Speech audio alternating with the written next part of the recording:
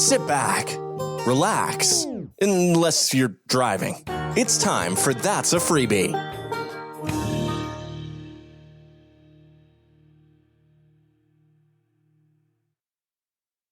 You're listening to That's a Freebie, the only podcast that mixes all the latest news from my little world with interesting stories from the rest of the world. As always, I am your host, Diggy. And as always, that was a weird way to say it. And as always, I'm going to open up the show with an Ask a Freebie question. This is where I answer questions from all of you. This week's question is from a friend of the show, Tom. Not actually a question, more of an observation, but some lovely facts in there. So I am going to include it in this section. And Tom says, lot of minis on the road. I couldn't help but find out more. Here are some mini facts. This is obviously in response to the mini game that I've mentioned in the past few shows. According to stillontheroad.co.uk, there are currently 846,365 minis on the road out of a total of 22,540,024 in total in the UK. This makes them the UK's 11th most driven car. The Mini Cooper is the most popular model with 679,691 models sold. I wonder what percentage of the UK Mini population you will have seen by the end of the mini game. A lot. I can certainly tell you a lot. I'm not going to give any spoilers away, but one member of the family, you can probably guess who, is almost at 300 minis, which is pretty impressive, actually. And Tom follows up with, I totally just Googled this and went with the first website I found, which is always the factual way of doing these things, right? Thank you very much for that, Tom. If you would like to ask a question to open up the show, all you need to do is head to the show notes, or you can go to that'sfreebie.com. You'll find links to the new multi-purpose feedback form that not only allows you to submit an Ask a Freebie question, but allows for submitting questions for podtails and also for general feedback.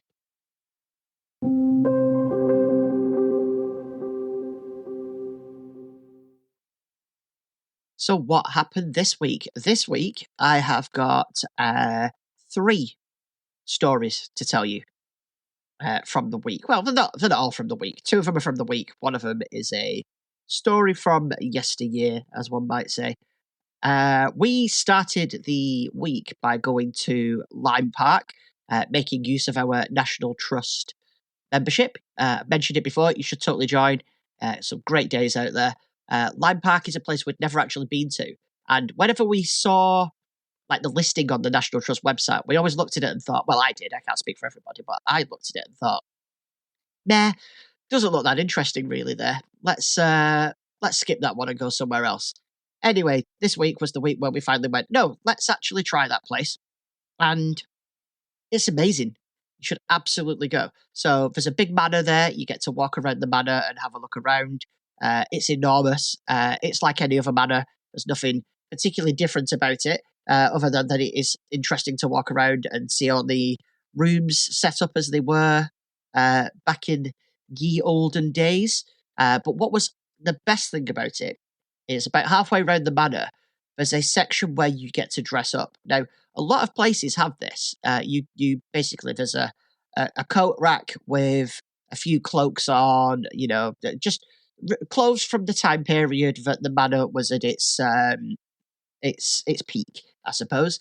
However, this is not that. This is a full-on dressing room where a member of staff dresses you and finds you an outfit to wear, and then you get an hour and a half to go and walk around in it. And so we did that. It was great. We all walked around in our Regency outfits. It was pretty amazing. I'll, if you want to see some pictures, I will actually post them on the That's a Freebie Mastodon and Threads, I think. I'll post them on both of there. So feel free to go and have a look at that. The links to both of those are in the show notes, so you can always go and have a look. But just dead interesting, and it was really fun getting to walk around in them. I enjoyed it far more than I thought I would. One of the interesting things is, so I got to walk around with a cane, which was nice.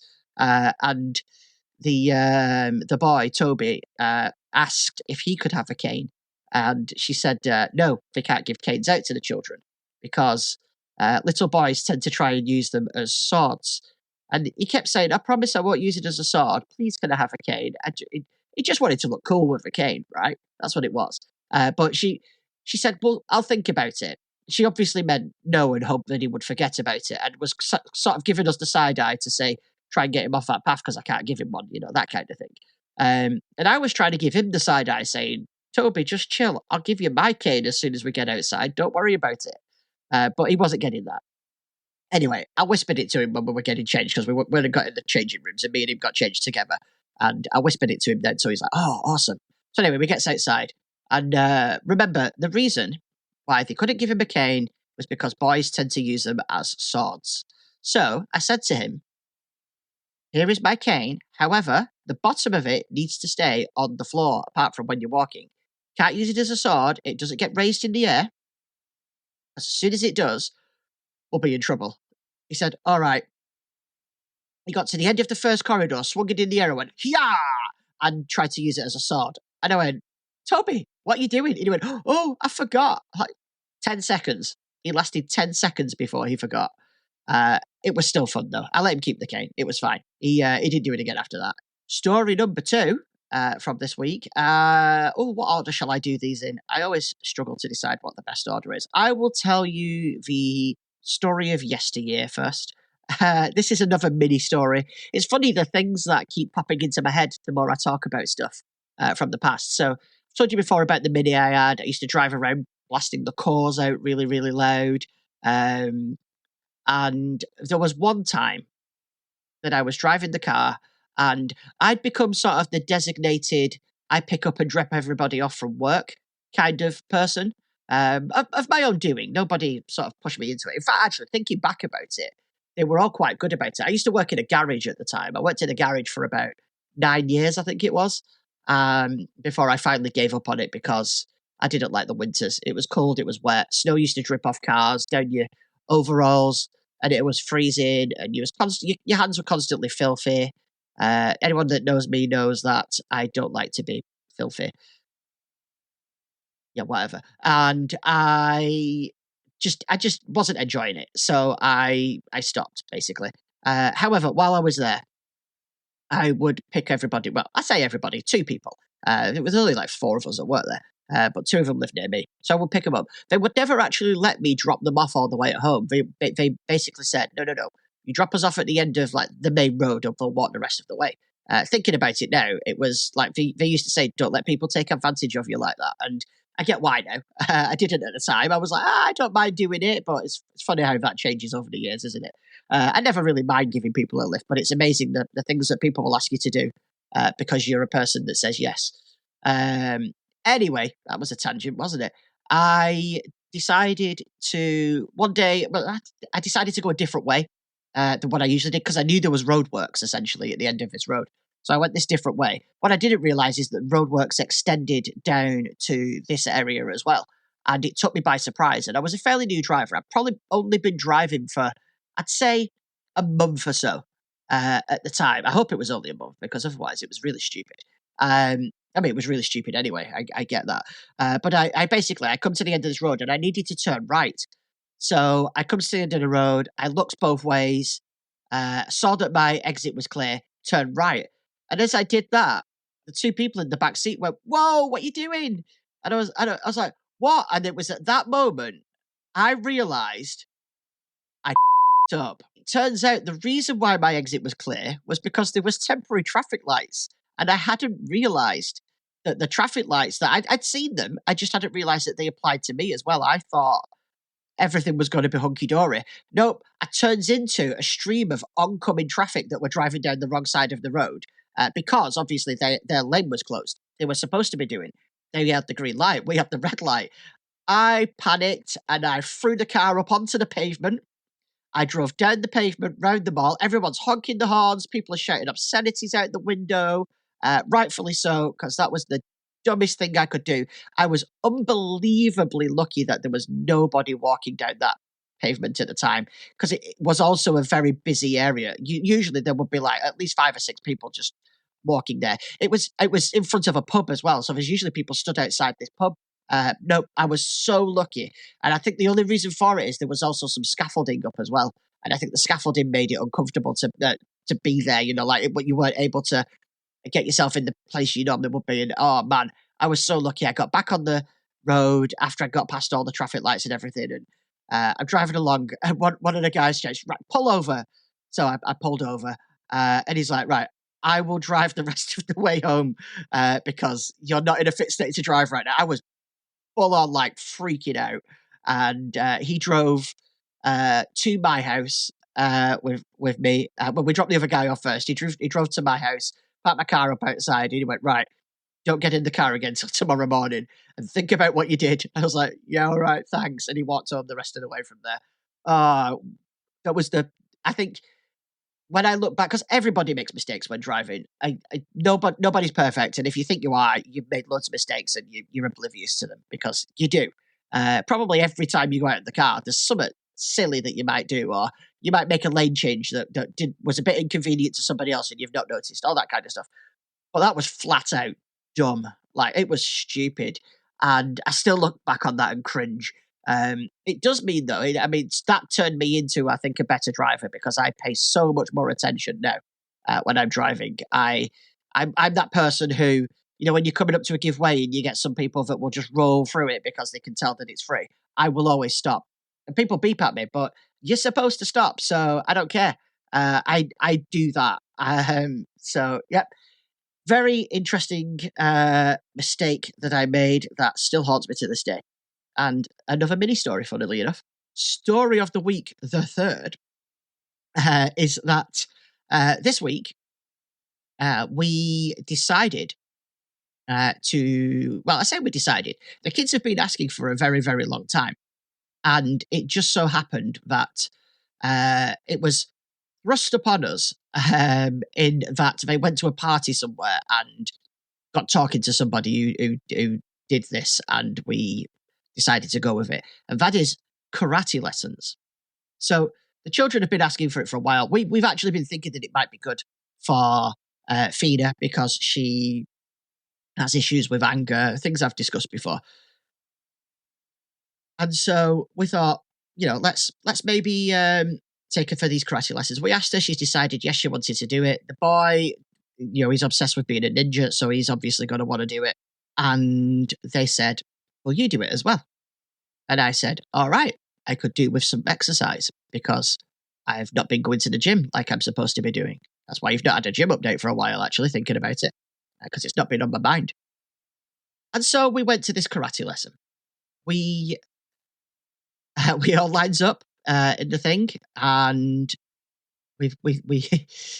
we started, and he showed us the stance to make. And I'd done karate a long time ago when I was a child. Interestingly, I remembered most of it, which was quite good. It made me feel a little bit less self-conscious because I was the only adult there amongst a load of children that were all like 8 years old. And as soon as it started, Fina froze up. There were just too many people there for her. And so she decided she didn't want to do it anymore, which often happens with things like this. So what we do is we'll let her sit at the sidelines and just try and get her involved bit by bit. And hopefully she'll eventually want to do it again. And if she doesn't, that's okay. If she doesn't want to do karate, we're not going to make her do karate. But basically, she went and sat at the side. Me and Toby carried on. And it was hell, but in a good way. I was dripping with sweat by the end of it. It's not only learning karate moves, but it has exercise in it. We were doing burpees, we were doing squats, sit-ups, all in between. So what you'd have to do, you have to run and do a block. Then you'd have to do 5 squats. Then you'd run and do a kick, essentially. And after that, you had to do 5 burpees. And then you'd run and do a punch. And then you'd have to do more squats and so on and so forth. And this thing went on for about 40 minutes. And I was absolutely exhausted by the end of it. This was 2 days ago. And I'm still aching now. I can barely lift my arms without pain. I actually have to take paracetamol in the morning to try and ease the pain a little bit, which is a good sign, I suppose, that I had a good workout. Toby keeps saying the same. He says, I don't understand why, Dad, but my arms hurt. but it feels like my entire arm and my legs as well. So he's obviously had a bit of a workout as well, which is good. What I did like about it is, well, first of all, it was actually enjoyable. It was good exercise, and I did it. I didn't get to that stage where, like, if I was in the gym and I got like halfway through that, I would have gone, "Oh, I'll ease off a little bit now because it's starting to hurt or I'm starting to struggle." Because there was other people there holding me accountable, I just went for it and I just had to keep doing it. And so we've signed up. We're going to go every Monday, so I'll probably keep you up to date on that. And hopefully, a good bit of exercise that will keep me doing it because I've got no choice but to keep doing it. Yeah. So now we do karate.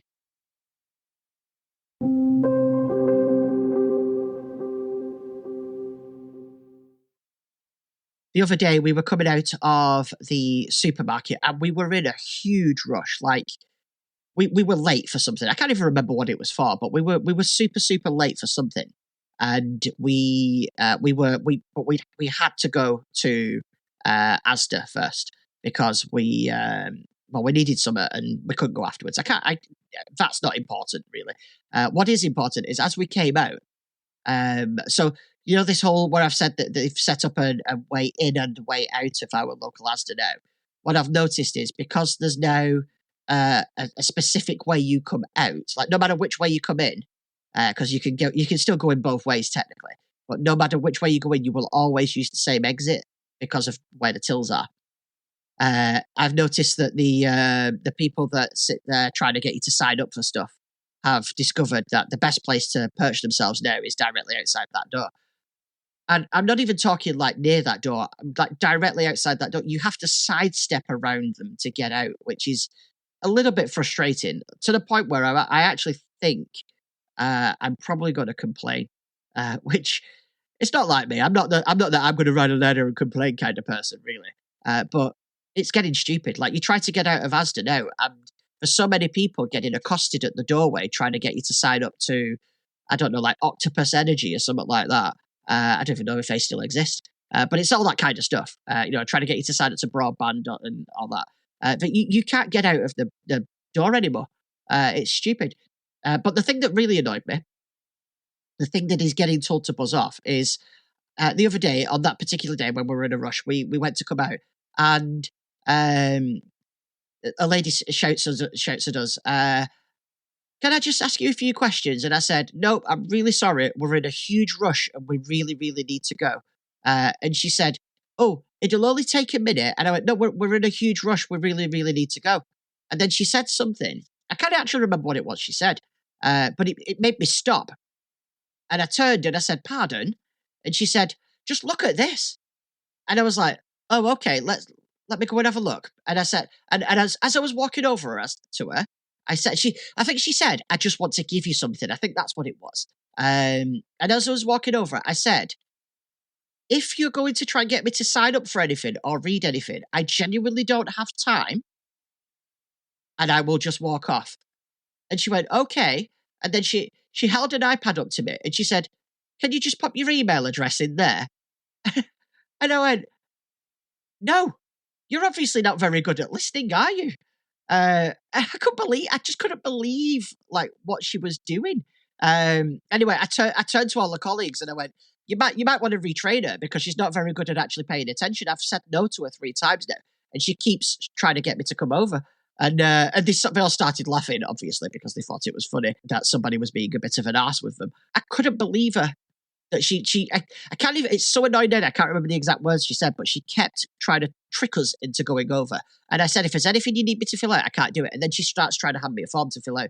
Anyway, bit annoying. And it was Money Supermarket, trying to save us money on our electricity bill, she said. And yeah, she could buzz off. And the other one is the Metrolink. Obviously, because as I've said before, what is this show without a tram story? The Metrolink have decided that it's a good idea to force people to use the Cornbrook stop.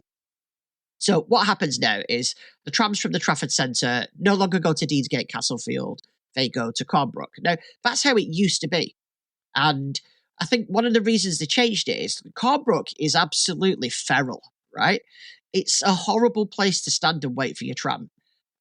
Horrible. Like, I wish they would at least go down another stop to Pomona or somewhere like that. Now, it does pass by there, but not to go into Manchester, only to get back. And essentially what's happened is that they're doing some works in the city centre, and for whatever reason, that means that the tram can't go to Deansgate Castlefield anymore. Probably just because it's easier to plan the journeys for the other trams that do go into the centre. But in their infinite wisdom, they've decided that the best thing to do is force everyone to change at Cornbrook. And that's historically been a bad thing. So in the 2 days that they've been doing that, the first day, whilst I was stood waiting for the tram, the stop set on fire, right? This sums Cornbrook up. We're all sat there, we're like, what's that smell? And when we turned around, there's a blazing fire starting just under the track, and the smoke coming out from underneath the bridge. So it turns out somebody had set the bridge on fire underneath. I was quite lucky it didn't disrupt my journey. The tram came, blah, blah, blah. Day 1, it sets on fire. Day 2 is a day when football is on. So that's never great for the trams anyway, because it's just full of drunk people being very loud, essentially, which is never comfortable on your journey home. No one wants that, right? However, this particular day, the number of people that piled out of a tram, right, to change at Cornbrook, well, it was like 3 or 4 trams in a row. There was no room on the platform anymore. But if that isn't enough, what then happens is they started to get really rowdy. And the next tram that came, they all tried to fit on it and couldn't fit on it. So the doors weren't closing. People started punching the windows and shaking the tram. The tram was rocking. I've never seen a tram rock before. And they're punching the windows, punching the tram. This woman had a foot stuck in the door, not stuck in the door, but in the doorway, so the tram door wouldn't shut because it could sense that a foot was there. And the tram driver kept yelling over the tannoy, "Move your foot out of the door." It was the only door that was open. And she was so drunk, she wasn't even getting what was happening. So then somebody booted her from the outside, like literally just like full on booted her into the tram. And then she decided that the best thing to do would be to charge and attack this person. But as she did it, the door's closed. So she smashed into the door and starts punching at the door. And I could see blood coming off her knuckles, spreading on the inside of the door. And then the tram drove off. And as the tram drove off, the door split open and she fell out as it had started moving. So she fell out onto the platform. And then, of course, a big fight ensued. People trying to split it up, all kinds of stuff. It was an absolute nightmare. It's Metrolink, sack Cornbrook off. Like that shouldn't be your main stop for changing. I realise it's probably convenient, but it needs to spread over several stops. It's the only way to make that possible, because it's just awful, especially on match days. Terrible.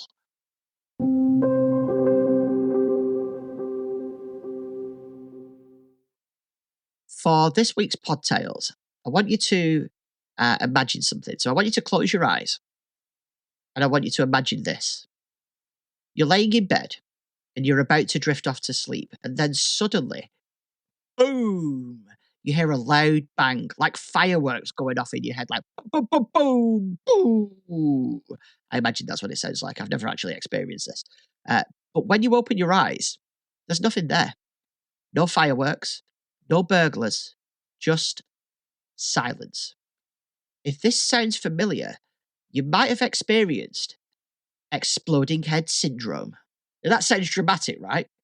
But don't worry, it's not as terrifying as it seems.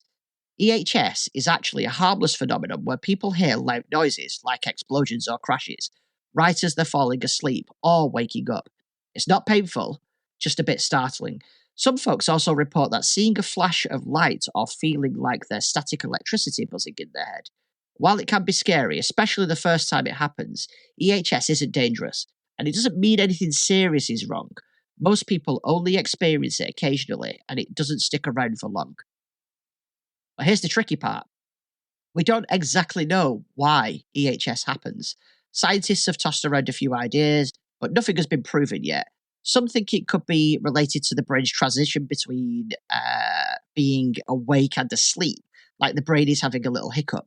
Other theories point towards things like stress, broken sleep, or even ear issues, but none of these are confirmed. So while the cause is still a mystery, it doesn't seem to be anything too concerning.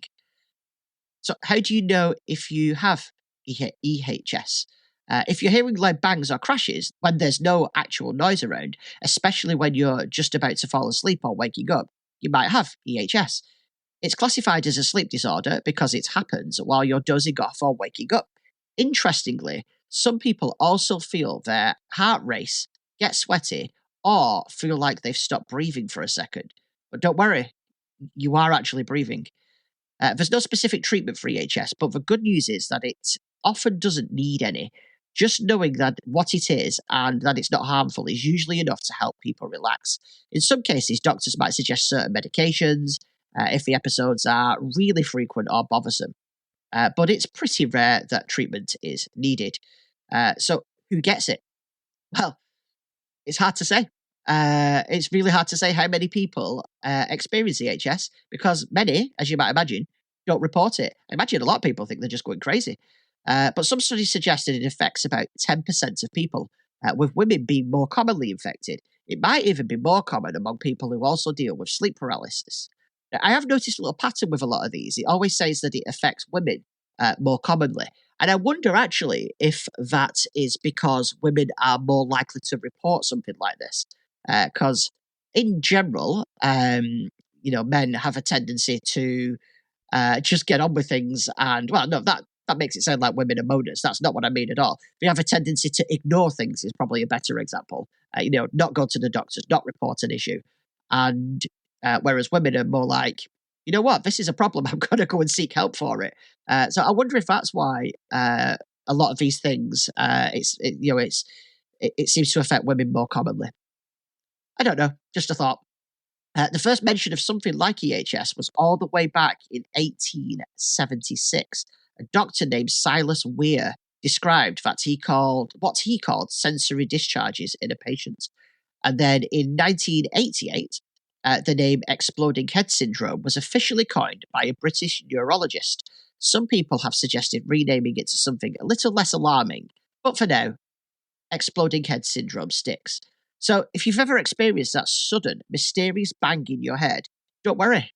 Your brain isn't actually exploding. EHS might sound wild, but it's more of a sleep quirk than anything else. And while it's surprising, it's also completely harmless. So yeah, that was exploding head syndrome. You could impress your friends with your new knowledge. I had no idea that this existed until I started researching sleep disorders for the Summer of Sleep. Speaking of the Summer of Sleep, that is the last episode of the Summer of Sleep. We will be resuming normal Podtails programming for the next few weeks, and I may have a theme coming up for the winter. Not 100% sure yet. I'm still in the planning stages of that. But don't forget, if you would like to send in your own topics for Podtails, please do so. Head to that'safreebie.com or click the link in the show notes to go to the feedback form.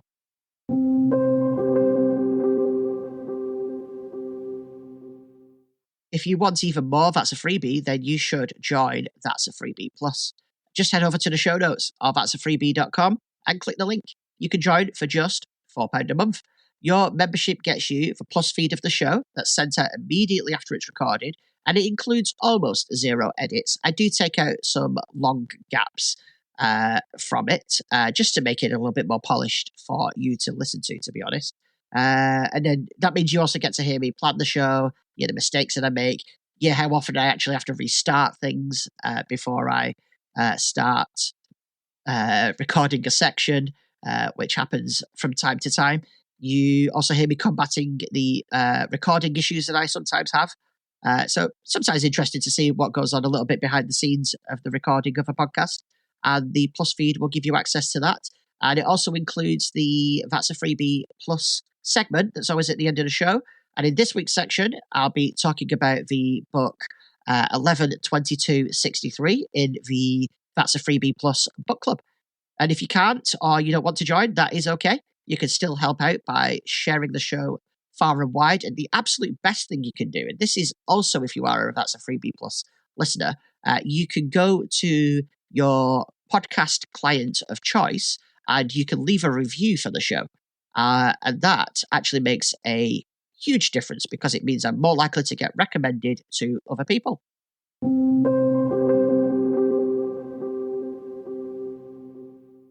This week's podcast of the week is a little bit of a different one to the usual ones. You've probably noticed a pattern that most of my podcasts are tech related. The next one I want to recommend to you is a podcast called Downstream.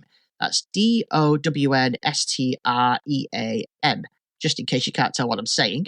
And obviously, there will be a link to that in the show notes as well. This is, I mean, it's tech adjacent. There's no doubt about that. But it's about the business of streaming.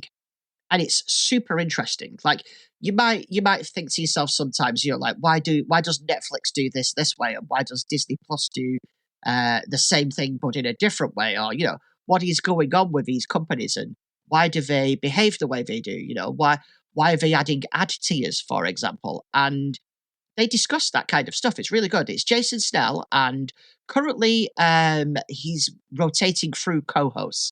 There was another co-host on there. But that person has gone to work for a streaming company because she was an absolute expert in that kind of stuff, and it's absolutely not surprising.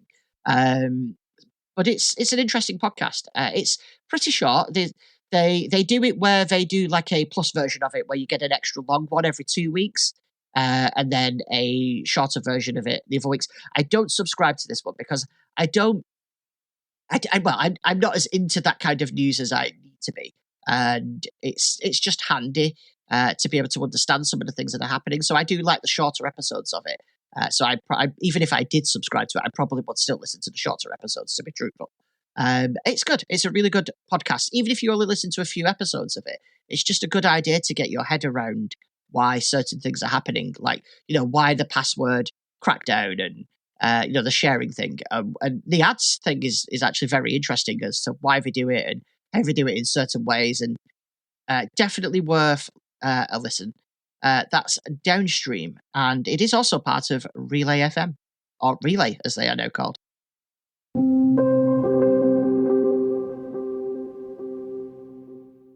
I made a terrible mistake earlier on in the week as well. I accidentally handed my wife a glue stick instead of a chapstick. And, well, as you can imagine, she still isn't speaking to me.